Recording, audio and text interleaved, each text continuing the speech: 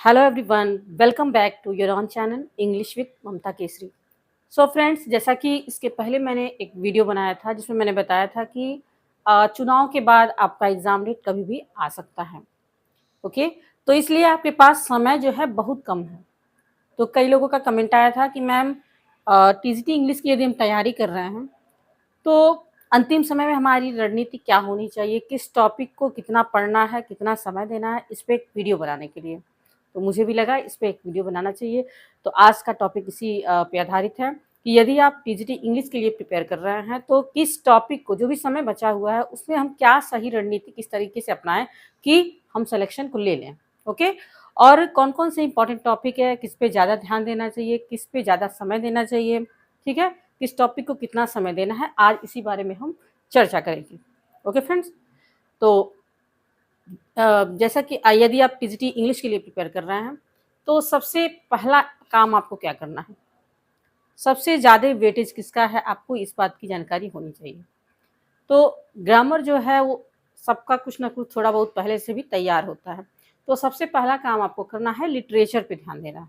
ठीक है, लिटरेचर का पोर्शन यदि आपने कवर कर लिया तो आपका 45% जो सिलेबस है जो एग्ज़ाम में आने वाला है वो अपने आप ही कवर हो जाएगा। तो सबसे पहला आपको काम करना है लिटरेचर में आपके जो 4 ऑथर्स दिए हुए हैं, William Shakespeare, Wordsworth, Milton and Galsworthy. ठीक है, इन चारों ध्यान से सुनिएगा। यदि आप टीजीटी इंग्लिश के लिए प्रिपेयर कर रहे हैं तो जो बातें मैं आपको बता रही हूँ आपको एकदम ध्यान से सुनना है और उसको उसी तरह से आपको फॉलो भी करना है। ठीक है, तो जो भी 4 ऑथर्स हैं इनके बारे में जो भी पॉइंट बनते हैं, इनकी लाइफ से रिलेटेड, इनकी फैमिली से रिलेटेड, ठीक है, जितने भी पॉइंट बन सकते हैं वो सारा का सारा आपको पढ़ना है।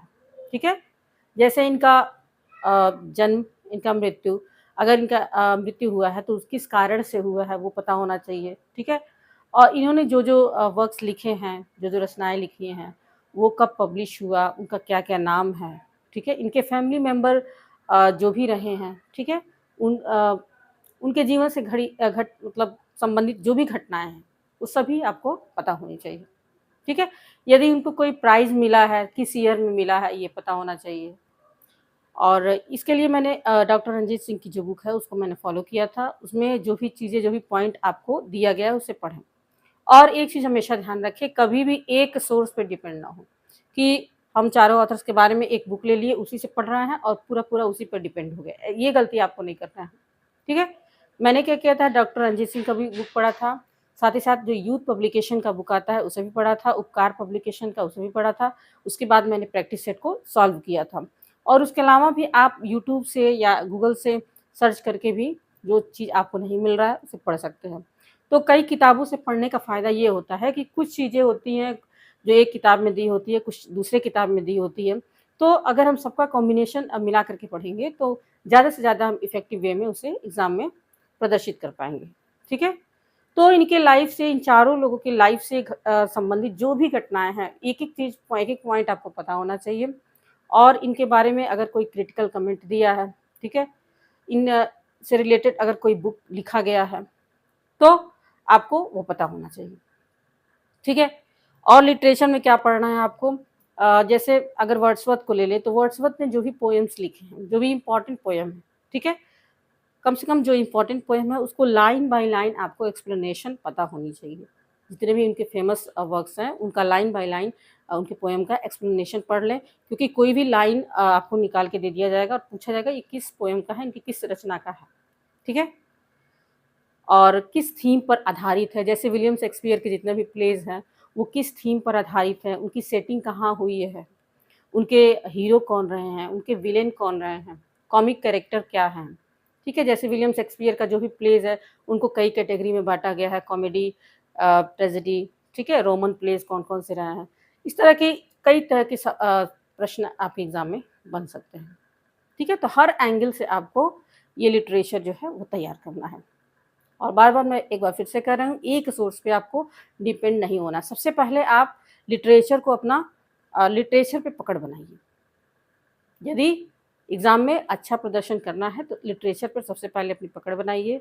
चारों राइटर्स को तैयार कीजिए, चारों राइटर्स के जो वर्क हैं, जैसे गैल्सवर्दी को ले लें तो गैल्सवर्दी ने जो भी प्लेज़ लिखे हैं, वो सोशल प्रॉब्लम पे आधारित हैं।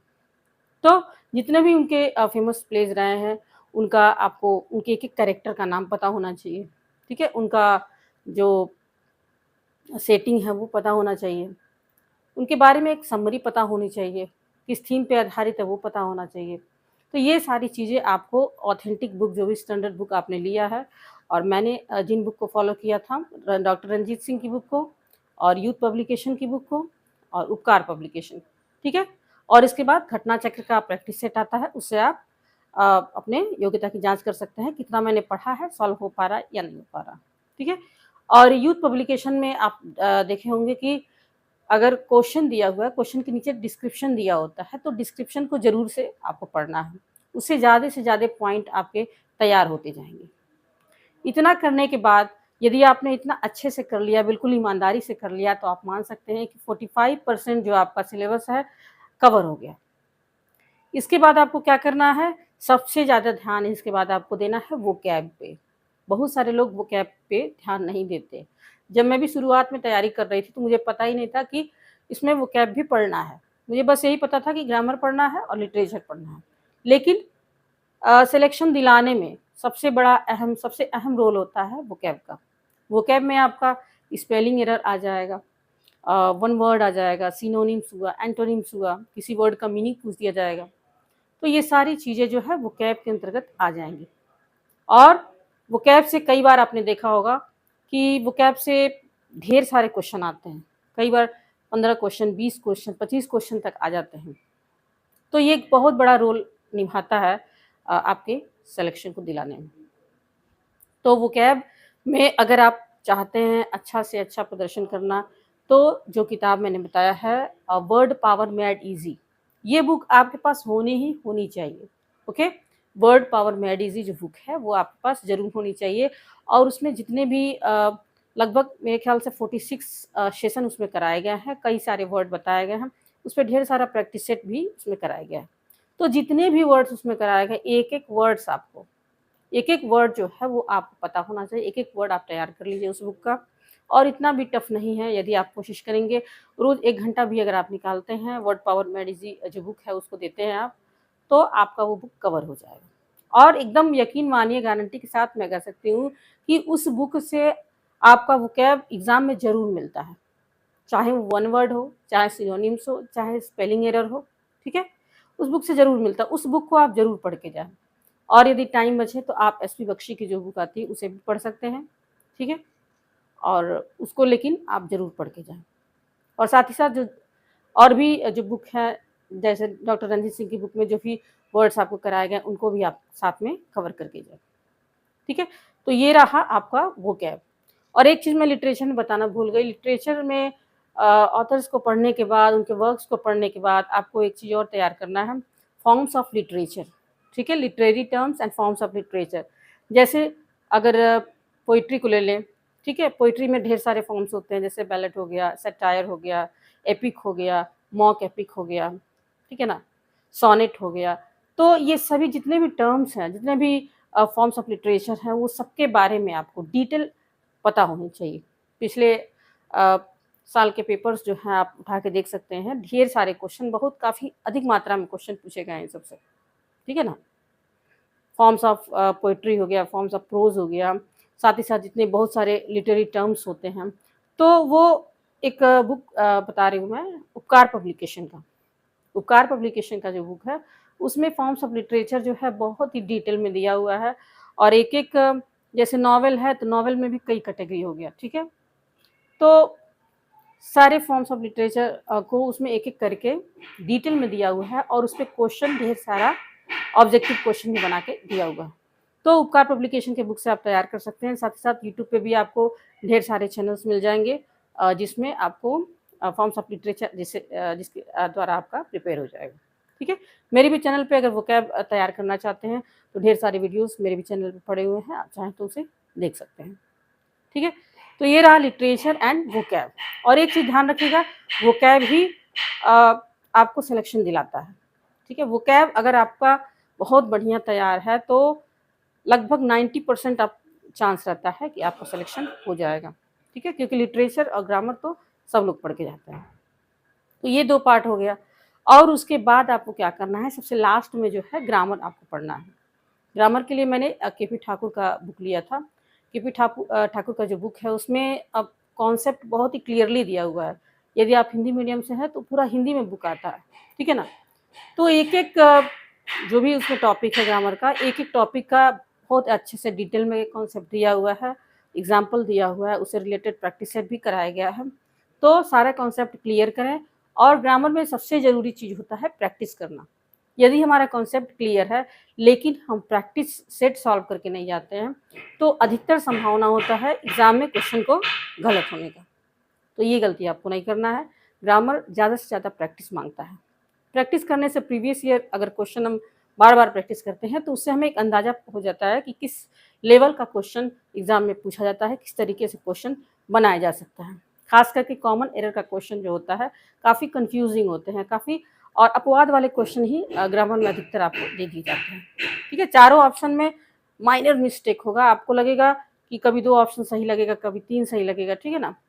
तो छोटी से छोटी बारीकी जो है ग्रामर का, छोटा-छोटा कॉन्सेप्ट है, उसको आपको पढ़ के जाना है। तो के.पी. ठाकुर का अगर आप चाहते हैं अच्छा परफ़ॉर्मेंस देना तो के.पी. ठाकुर का बुक ले लीजिए, साथ ही साथ एक और बुक है, नाम नहीं याद पड़ रहा है, उस बुक को भी ले सकते हैं, ठीक है ना? तो ये रहा आपका ग्रामर, लिटरेचर एंड आपका वोकैब। इन तीनों को इस तरीके से तैयार करना है और उसके साथ-साथ घटना चक्र का जब सब चीज़ें आपकी तैयार हो जाए तो घटना चक्र का एक प्रैक्टिस सेट आता है यूपी टीजीटी इंग्लिश करके, उसको आप ले लीजिए और जितने भी उसमें क्वेश्चन दिए गए हैं, लगभग 10 साल 15 साल के क्वेश्चन जो है उसमें दे दिए गए हैं।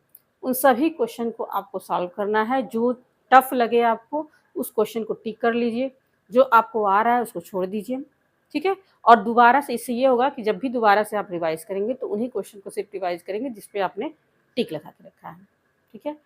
तो ये रही रणनीति, सबसे ज़्यादा आपको ध्यान लिटरेचर पे देना है, उसके बाद आपको आना है वोकैब पे, उसके बाद आपको आना है ग्रामर पे और ग्रामर जो है सबसे ज़्यादा प्रैक्टिस माँगता है, जितना ही आप अच्छा प्रैक्टिस करेंगे, उतना ही अच्छा परफ़ॉर्मेंस आप एग्ज़ाम में दे पाएँगे।